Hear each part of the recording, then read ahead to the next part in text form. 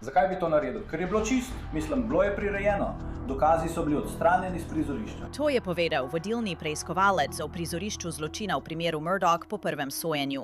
Zdaj se Alec Murdoch prvič po več kot 2 letih vrača na sodišče, potem ko so bile njegove obsodbe za umora žene in sina razveljavljene. Toda tokrat je tu nova strategija in novo vprašanje. Neznan DNK, najden pod nohti Maggie Murdoch. Bi to lahko bil ključ do njegove svobode, ali pa se bo ta primer zapletel še bolj? Sem Anjanette Levy, into law and crime.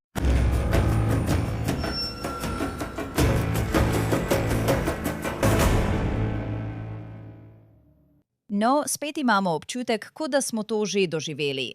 Alec Murdoch se je znova pojavil na sodišču v Južni Karolini skupaj s svojimi odvetniki in tožilci iz urada državnega tožilca, kjer so razpravljali o tem, kdaj bo ponovno potekalo sojenje zaradi umorov njegove žene Maggie in sina Paula. Drugo sojenje, ponovljeno sojenje, ki bi lahko bilo zelo drugačno od prvega. Kot vemo, je Alec Murdoch obsojeni prevarant. Priznal je, da je ukradel milijone in milijone dolarjev svojim strankam, med katerimi so bili nekateri zelo revni. Tega nikoli ni zanikal. Zaradi finančnih kaznivih dejanj prestaja desetletja dolgo zaporno kazen, vendar je zanikal, da bi uporabil šibrenico in puško Blackout za streljanje na Maggie in Paula na družinskem lovskem posestvu Moselle v noči na 7. junij 2021. Umori so bili grozljivi. Paul je bil ustreljen v prsi in glavo s šibrenico. Maggie je bila večkrat ustreljena. Tožilci pravijo, da je bila, ko je poskušala pobegniti, ustreljena s puško Blackout. Tožilci so na prvem sojenju Alecu Murdochu orisali mater, ki je stekla pomagati svojemu sinu, potem ko je zaslišala strele uperjene van. Creighton Waters je povedal, da so dokazi pokazali, da je bila Maggie v nekem trenutku na rokah in kolenih, preden je bila ponovno ustreljena. Alec Murdoch je trdil, da tiste noči ni bil pri pesjakih s Paulom in Maggie, vendar so tožilci trdili, da je video, ki ga je posnel Paul tik pred umoroma, dokazal nasprotno. Dej to, pej nazaj.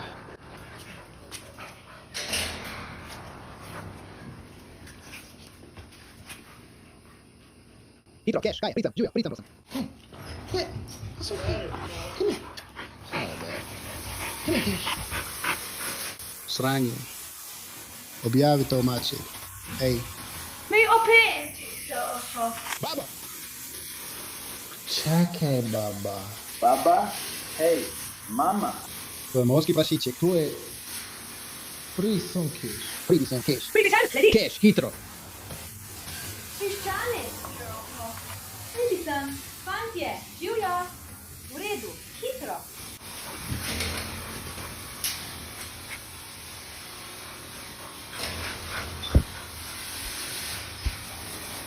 Zdaj, ko je Alec Murdoch dobil novo sojenje zaradi neprimernega ravnanja sodne uradnice na njegovem prvem sojenju, njegovi odvetniki verjamejo, da lahko pojasnijo tisti video iz psarne.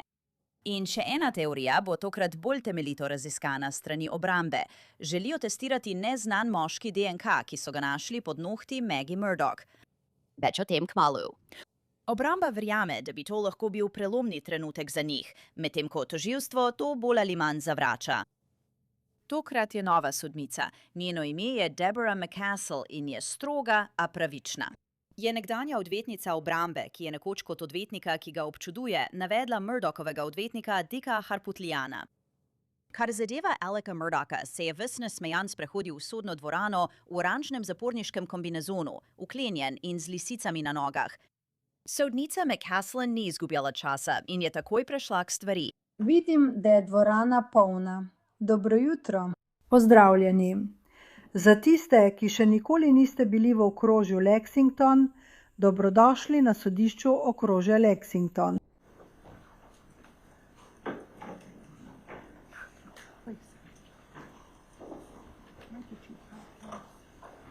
Ali me morate pokličati, lahko me pokličete. Vrni mi to takoj nazaj. V redu, tukaj smo zaradi statusnega naroka. Prosim, naj sodna uradnica razglasi zadevo. V zadevi države Južna Karolina proti Richardu Aleksandru Murdochu, obtožnica številka 2022 GS 592359. Prva stvar, ki jo je sodnica želela vedeti, je bila, kako hitro lahko primer napreduje.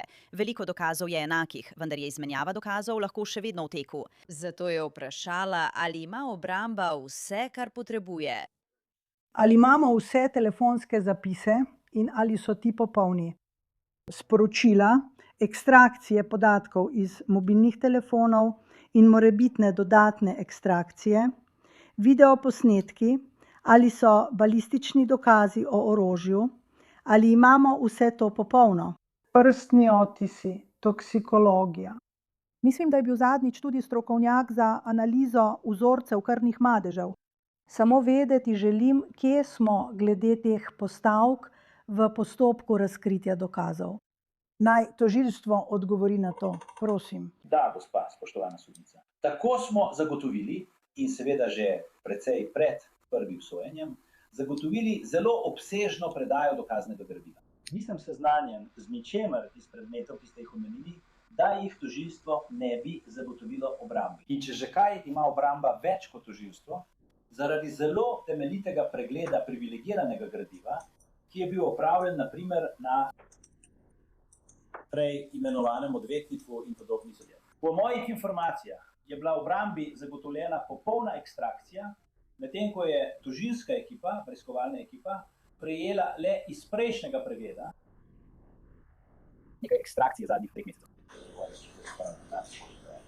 Kot vedno, nenehno izvajamo revizije in pregledujemo vse, vendar nisem seznanjen z ničimer iz tako obsežne predaje dokaznega gradiva, ki smo jo zagotovili ne le iz preiskave umora, ampak tudi iz obsežne preiskave državnih prič. Tako da smo to zagotovili.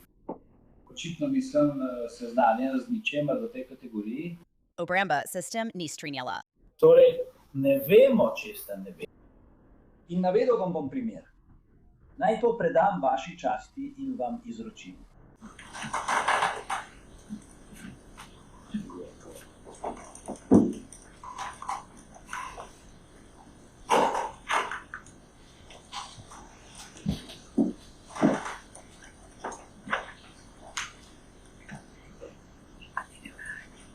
Vaša čast.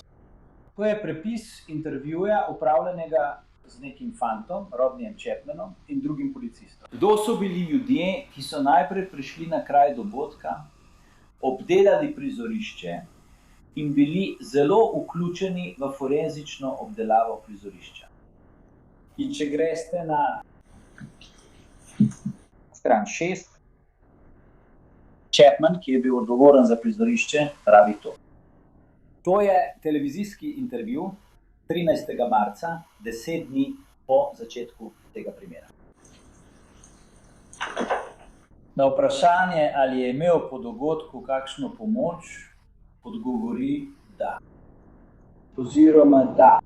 To je tisti pogovor, veste, odstranjevanje orožja, premikanje vozila. Toliko smo slišali o sledu in tožilstvu, pa nimajo ničesar. Vse je posredno, zato postavljam to vprašanje. Bilo je očiščeno prizorišče zločina, inscenirano prizorišče zločina, očiščeno prizorišče zločina. Bi pričakovali več dokazov ali manj. In to je tisto, kar je ljudem težko razložiti, da nismo našli veliko. Ampak zakaj nismo našli veliko, ker je bilo čisto? Bilo je manipulirano. Dokazi so bili odstranjeni iz kraja zločina. Zdaj to je 10 dni po sojenju. To ni tisto, o čemer je pričal Chapman. Chapman ima dokaze. Na kraju dogodka so bili še drugi ljudje, imel je pomoč, bil sem na njihovem ozemlju, ali pa so bili tam še drugi ljudje. To nam morajo predložiti. In Dick Harpootlian pravi, da je namestnik po sojenju dal intervju, v katerem je dejal, da je bil kraj zločina očiščen, kar se je razlikovalo od njegove izjave na sojenju. Harpootlian je omenil tudi glavnega preiskovalca v primeru, Davida Owena, ki je zdaj upokojen. Na prvem sojenju so Murdauchovi odvetniki izpodbijali njegovo pričanje pred veliko poroto in ga obtožili, da je lagal, da bi dosegel obtožnico. Primer umora, pri katerem je bil Owen glavni preiskovalec, je bil leta 2025 zavrnjen, potem ko je sodnik ugotovil, da je Owen zadržal dokaze, ki bi lahko pomagali obtožencu. Ne, pričanje z prvega sojenja. Glavni letalski častnik, ki je bil vpleten, je priznal, da jih je napačno predstavil veliki porodi. Od sojenja naprej je lahko predložil, v čemer je pričal, ker je sodnik ugotovil, da je skrival dokaze in jih napačno predstavlja. To je glavni časnik. Ni več vprašanj. Ampak to nam odpira vprašanja, ne glede na to, ali jih je zadržala država, tožilstvo, ampak ali jim je dal vse, kar je imel. Ali je storil to, kar je storil v naslednjem primeru, po sojenju. Skrival je dokaze. In mislim, da moramo to pregledati in pogledati ter se vprašati, ali so tukaj vrzeli, ali nam kaj manjka. In za nas, vejte, želimo ta primer obravnavati na sodišču. Kaj pa nočemo storiti je, da ne bi bili pripravljeni, glede na to, kar zdaj vemo, da se je zgodilo pri prvem odlogu, in verjetno bomo imeli naslednji teden predlog, ki bo to nekoliko razširil, nismo menili, da želimo takšen predlog. Potem je prišel še spor glede neznanega moškega DNK pod Maginimi nohti. Povedala sem vam, da je Creighton Waters to zavrnil. Na koncu ni prav nobenih dokazov, da bi bila Maggie Murdoch v kakršnemkoli spopadu z nekom, da bi imela kakršnekoli obrambne rane ali da bi bila opraskana zaradi napada nanjo. In vemo tudi, kako občutljiva je kontaktna DNK in kako pogosto se pojavi. Nenehno puščamo svojo DNK in pobiramo DNK drugih ljudi z rokovanjem, kljukami na vratih in vsem ostalim. Tako da, veste, to je nekoliko zavajajoče, vendar to ne pomeni, da nismo pripravljeni z obrambo razpravljati o vsem, kar želijo, če je to razumno. Ampak oseba, ki smo jo dobili, in ta oseba potrebuje, da obramba prav tako odgovori temu slišanju. Ampak moji sovražniki. Rad bi se posvetil tej zavajajoči argumentaciji. DNK, o katerem govorimo, vaša čast, je prišel izpod levega nohta Maggie Murdoch. To je sled testiral s to STR analizo. Vzorec DNK, številka 70, za katerega prosimo, da se testira. To zagotovo ni bil Alec Murdoch. Nihče od drugih, katerim so vzeli brise ustne sluznice, ni bil na seznamu, razen enega možnega. Pri tem možnem ujemanju končni rezultat je bil, da je 11-krat bolj verjetno, da gre za neznanega moškega, torej vedo, da je moški, kot pa, da je ta oseba. Tako oni izvajajo svojo analizo DNK. In gospod Walter je rekel, no, ni dokazov o boju, vendar je bil tulec pod telesom Maggie Murdoch. Iz orožja, ki jo je ubilo. Mislim, ta tulec in ta pištola sta morala biti zelo blizu skupaj. Mobilni telefon Maggie Murdoch ni bil na prizorišču zločina. Ali je bila DNK prenešena v tistem trenutku? Zato ne mislimo, da gre za lažno sled. Menimo, da je zelo pomembno. Seveda se lahko izkaže, da je, veste, nedolžno. Ne vemo, ampak vredno je to preveriti. Obramba želi uporabiti laboratorij Othram za analizo DNK najdene pod Magginimi nohti. Othram običajno sodeluje z organi pregona pri reševanju starih nerešenih primerov z uporabo preiskovalne genetske genealogije. Vendar je Othram dejansko delal na aktivnem primeru, novem primeru, umorih v Idahu leta 2022 in pomagal identificirati Briana Kohbergerja kot glavnega osumljenca. Murdochova obramba želi sodelovati z Othramom, da bi ugotovili, čigava DNK je bila pod Magginimi nohti. Hej, dogovorili smo se, da bomo to plačali. In to so samo osnovne informacije. Dovolila vam bom, da to plačate. Ti umori so zgodili leta 2021. Smo v letu 2026, leta 2021 umetna inteligenca še ni obstajala. Leta 2021 je bila ta genetska genealogija šele v povojih. Leta 2026 smo svetlobna leta naprej. In to, kar zdaj zahtevamo, leta 2021, sploh ni obstajalo. Dejstvo obstaja in Othram je vodilni laboratorij, ki izvaja to analizo. To so naredili lani, leta 2024. Statistika pravi, da so razrešili 200 nerešenih primerov v imenu organov pregona po Združenih državah in po državi. Vsak dan sodelujejo z organi pregona. Najbolj odmeven primer, ki so ga obravnavali, je bil na univerzi v Idahu. Umori v Moskvi, Idaho, ki so se zgodili približno v prvem tednu našega sojenja. Študenti so bili pobiti v hiši na univerzi v Idahu. Imeli so vzorec DNK, preverili so ga v sistemu CODIS. Ni bilo ničesar niso našli. Policijska uprava Zvezne države Idaho je imela tako kot sled pogodbo z Outramom. Test so poslali Outramu. Outram opravi to genetsko genealogijo in analizo DNK in rezultat se ujema z družinskim članom, ki je opravil DNK test. Test porekla osebe, ki je zagrešila te umore, Briana Kohbergerja. Tako so rešili primere umorov v Moskvi in sicer preko laboratorija Outram. Razlika je v tem, da pravijo, da nimajo dovolj vzorcev, da bi jih lahko obdelali v CODIS. In o tem sem govoril z laboratorijem in to ni težava. CODIS uporablja analizo imenovano STR. Ta analiza je SNP in temu pravijo SNP. CODIS ima 20 podatkovnih točk. SNP-ji imajo 500,000 podatkovnih točk, ki jih analizirajo. Zdaj, to traja nekaj časa in zato bomo morali počakati, kaj bo laboratorij povedal. Prosili so me, naj dobim informacijo od sleda, saj bi radi videli elektroferogram ali razmerja mešanic, da bi lahko bolje razumeli zadevo. In prosil sem gospoda Watersa, da nam da ime, da se lahko ti strokovnjaki povežejo. Toda tega, kar počnejo v Houstonu, v Teksasu, ne počnejo v Južni Karolini v laboratoriju SLED. In po državi je nekaj laboratorijev, ki so certificirani, sodelujejo z organi pregona. Ne vem, če so posebej sodelovali s SLED. Ko sem govoril z njimi, so poznali SLED, vendar imajo celo svojo enoto. Torej potrebujete ime strokovnjaka ali tistega, ki ima ta vzorec, da preverite, ali obstaja ustrezen vzorec, ki ga lahko pošljete. In lahko delajo z izvlečkom, ki ga je uporabil SLED, ko so izvajali svojo STR analizo.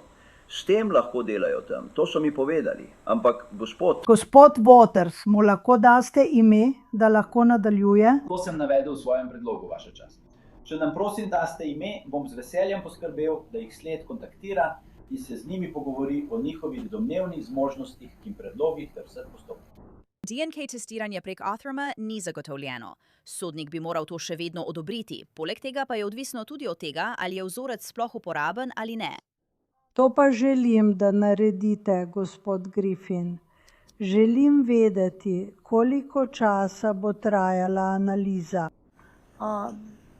Kaj pravzaprav zahtevate? In tudi, če to pospešim, bi rada vedela, koliko časa bo trajalo. In rada bi tudi vedela, ali sploh obstaja ustrezen vzorec, ki ga lahko dobijo. In o tem bomo razpravljali na naši naslednji predobravnavi. Gospod Waters, karkoli, dali jim boste ime osebe pri sledu, s katero lahko stopi v stik. Poglejmo, če je vzorec uporaben. In laboratorij mi je povedal, da če vzorec ne bo uporaben, vam bomo to povedali. Ampak delajo tudi z veliko manj, v redu. No, začnimo s tem. Poskrbimo, da dobimo uporaben vzorec, potem pa bomo nadaljevali. In nadaljevali bomo na naslednji predobravnavi. Obljubim vam, da predobravnava ni več daleč. Prav. Sodnika McCaslin je poštena, vendar je bila jasna. Ne bo prenašala nobenih neumnosti od nikogar. Določila je datum sojenja za 5. april 2027 strogo opozorilom. Res. In naj vam nekaj povem, obema vama. Mislim, da me kar dobro poznata. Ko določim datum sojenja, ne odobravam preložitev. Tega ne počnem, ne. Bolje, da je res dober razlog. Torej, kako vam ustreza 5. april, gospod Ward? Da, gospa, torej pripravljeni smo. Da sva. Harper, pripravljeni bomo z nekaj rezervnimi možnostmi, če bo analiza DNK trajala dlje, naprimer. Ali pa bom imela te informacije do naslednje predobravnave. Če bom morala podaljšati za nekaj tednov, bom to storila, če bo potrebno. Prosim, ne mislite, da bo ta primer obravnavan šele čez 1 leto, ker ne bo. Gremo naprej, vaš? S tem smo več kot zadovoljni. Gospod Murdoch, s tem smo več kot zadovoljni. Samo spet DNK. fet. Ker je znanost na vseh teh področjih veliko boljša, kot je da pred 5 leti. Razumem, tehnologija se spremeni čez noč. Čez noč, razumem. Gospod Griffin, želite kaj dodati? Da, vaša čast. Vrhovno sodišče je to zadevo razveljavilo zaradi nepravilnega ravnanja sodne uradnice. Toda Vrhovno sodišče se je dotaknilo tudi dokazov o finančnih kaznivih dejanjih. In odvisno od tega, koliko od tega ali če sploh kaj od tega bo sprejeto, bo to v veliki meri določilo dolžino sojenja. Sodnik Newman o tej zadevi prejšnjič pred sojenjem ni odločil. In to bo vprašanje, o katerem bomo morali predložiti pisne vloge in razpravljati z vašo častjo, saj menimo, da noben dokaz o finančnih kaznivih dejanjih ne bi smel biti predstavljen na sojenju. Zato samo opozarjam, da bi nam bilo v pomoč, če bi vedeli, ali se bomo morali proti temu braniti med sojenjem, ali pa bodo oni to lahko predstavili. Zato prosim za morda kakšne zgodnejše datume, ko bi lahko te zadeve obravnavali. Bomo. Samo povem vam, rada bi vse predhodne zadeve uredila vnaprej, ker ko rečem 5. april, takrat izbiramo poroto in gremo naprej. Vse te zadeve morajo biti odločene. Zato želim povabiti Gigi McKelvey. Je voditeljica podcasta Pretty Lies and Alibis in sodeluje tudi z nami tukaj na Law and Crime. Torej, Gigi, na začetku sem rekla, da je bilo kot déjà vu, vse znova in znova. Kakšen je bil občutek biti ponovno v sodni dvorani z Alecom Murdaughom in vsemi ostalimi udeleženci? Ja, bilo je kot časovni preskok. Imela sem občutek, kot da sem se vrnila 3 leta nazaj. In bilo je kot nekoliko čudno družinsko srečanje, ko sem videla vse, ki so bili navzoči, vseh 6 tednov sojenja, tako kot jaz. Tako smo si vsi povedali, kaj je novega. Ja, zelo neresnično je bilo biti nazaj z istimi ljudmi in ponovno videti Murdaugha tam za obtožensko mizo kot obtoženega morilca in ne kot obsojenega morilca. Potem, kar sem videla, je bil videti nekoliko nasmejan. Vedno je nekako nasmejan. Morda ne ves čas, ampak kakšen vtis si dobila od Aleca Murdaugha, ko je vstopil v sodno dvorano, tam sedel in poslušal potek sojenja? Približno enako kot vsak dan na njegovem prejšnjem sojenju. Vedno je vstopil zelo samozavestno, vedno se je ljudem nasmehnil in jim pokimal. In danes je bilo pravzaprav enako. Čeprav je bil obrnjen s hrbtom proti nam, sem lahko malo pogledala prenos. In ja, se je nasmihal. In poglej, zakaj pa se ne bi? Veš, najvišje sodišče mu je odobrilo novo sojenje, mislim, da ima trenutno veliko razlogov za nasmeh. Danes je bila glavna tema DNK. Govorilo se je, ali naj dobi prenosnik ali ne. Ampak v resnici to sploh ni tako pomembno. Glavna stvar je ta razprava o neznanem moškem DNK. O tem smo slišali že na prvem sojenju, vendar se takrat niso preveč poglabljali v to. Zdaj pa govorijo o tem, da bi dejansko nekaj naredili glede tega. Obramba bi to plačala sama in testirala, opravila genetsko-genealoško testiranje, da bi ugotovili izvor tega neznanega moškega DNK.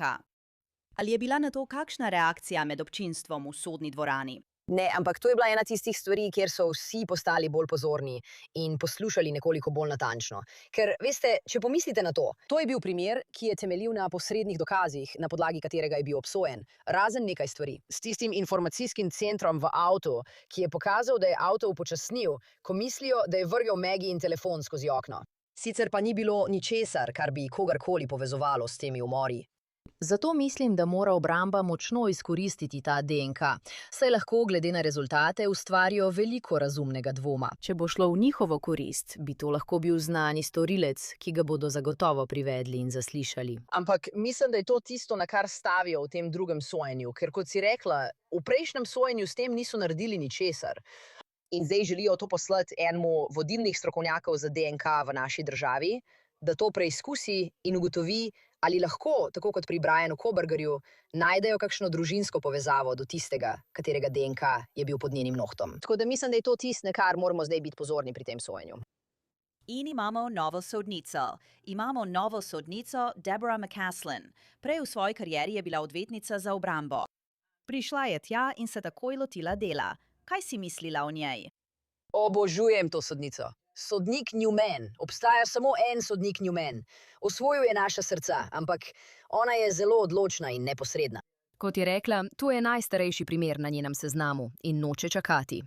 Vidim tudi, da je poštena do obeh strani. In pravzaprav je v svojih zgodnjih dneh kot odvetnica dejala, da je bil eden najbolj vplivnih ljudi zanjo Dick Harpootlian, ironično, ki zdaj zagovarja svoj primer pred njo, verjetno največji primer poleg Hughja Gaskinsa, kar jih bo kdaj imel.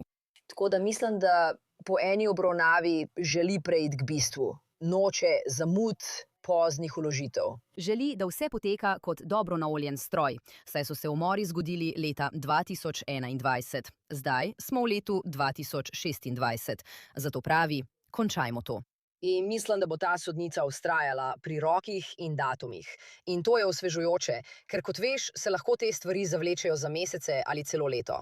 Mislim, da ta sodnica tega ne bo dovolila. Ja, zagotovo je zelo odločna. Gigi McKelvey, najlepša hvala. Hvala, Annette. Zdaj bi rada besedo predala Viniju Politanu. On je voditelj oddaje Vinnie Politan Investigates na YouTube kanalu Court TV in na Court TV, kjer je že vrsto let glavni voditelj. Vinnie, hvala, da si se mi pridružil. Kakšno je tvoje mnenje o tem, da se Alec Murdaugh po vsem tem času znova vrača na sodišče? No, najprej. Ne morem verjeti, da to spet počnemo, ampak očitno res. In to se bo zgodilo. Ampak tokrat mora biti drugače, kaj ne? Mora biti drugače, ker je obramba prejšnjič izgubila. Izgubili so grozno. Alec Murdaugh je bil grozen priča. Ljudje, ki naj bi mu sodili, mu niso verjeli, kaj ne? Torej, morajo spremeniti pristop. In zdi se, da bodo morda šli v smer DNK neznanega moškega, ki so ga našli pod Maginimi nohti. In to je zanimiva taktika, ker so to nekako že obravnavali prvič. Ampak mislim, da bi to lahko bil potencialni osrednji del nove obrambe. Mislim, da imaš prav. Mislim, da je to 100% osrednji del nove obrambe. Tvegano je, ker gredo k Othramu, ki ima izkušnje z iskanjem ljudi s to tehnologijo. Mislim, da so v tem res zelo dobri. Kaj pa, če najdeš to osebo in potem reče, da ima alibi, da je bil nekje drugje? Mislim, to jim ne pomaga. Ne, no, odvisno, ne. Veš, na prvem sojenju je bil DNK neznanega moškega. Očitno to ni bilo glavno, na čemer so gradili svoj primer. Tako da imaš popolnoma prav. Ne veš, kam ta pot vodi, ampak... Zame, jaz sem videl dokaze v prvem primeru. To so močni dokazi. In veš, nekako si potisnjen v kot. Potrebuješ nekaj. In morda to res pripelje do nekoga, kaj ne? Kaj pa, če pripelje do nekoga, ki je malo skrivnosten ali malo sumljiv, ali ga vprašajo o nečem in o tem laže? Nenadoma bi lahko eden ali več porotnikov gledalo to osebo, ki je trenutno neidentificirana, a bi lahko bila identificirana in reklo, ja, kaj pa ta tip? Kje? Zakaj? Zakaj ni povedal, kje je bil tisto noč? Veste, obstaja možnost, o kateri mislim, da razmišljajo. Ampak vedo, da bi to lahko pripeljalo do nečesa zelo običajnega. In neka oseba, ki ima dokumentiran alibi in nobenega razloga, da bi ubila Maggie, mimogrede, oseba, ki je to storila, je ubila tudi Paula. Ubila je Paula in Paula ubila prva. Prav. Misli Joe, da je bil Paul prvi ubit in da je v bistvu tekla proti njemu, da bi rešila svojega otroka. To so povedali na prvem sojenju. Tako obramba kot tožilstvo se s tem strinjata. Res grozljiv prizorišče zločina. Veš, Alec Murdaugh me vedno znova preseneča. Morda je to tista stara južnjaška prijaznost, ampak vedno se smeji. In danes se je tudi smejal. Ta človek je poln samozavesti. No, kaj še? No, poln je še marsičesa, kaj ne? Mislim, da je nekaj samozavesti. Veš, hej, uspel sem s pritožbo. Lahko se malo izprsiš. Veš, sistem mi je naredil krivico in podobno, ampak je še vedno v zaporu. Mislim, da nima veliko stvari, za katere bi se lahko veselil v svojem življenju. In to postane edina stvar, ne? Niso me obsodili za umor lastne žene in lastnega sina, ne? To je pa najhujša stvar, ki jo lahko narediš. In ja, zato nisem bil obsojen. Tako da mislim, da iz tega vidika se s tem malo postavlja.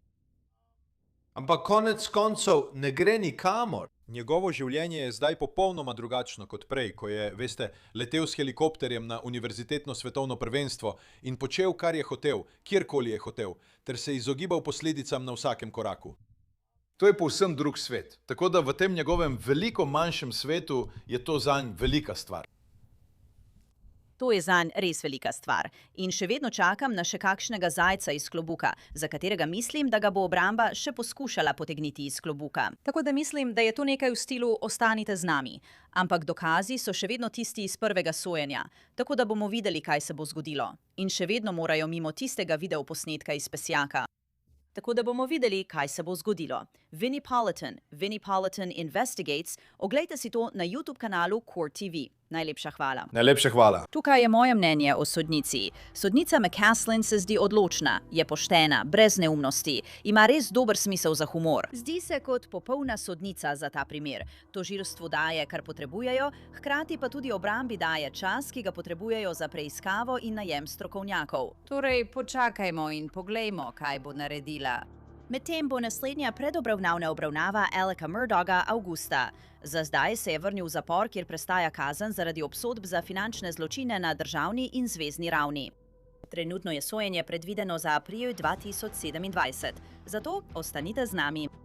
To je vse za to epizodo Law and Crime. Sem Anja Net Levy. Najlepša hvala, da ste bili z mano. Se vidimo naslednjič.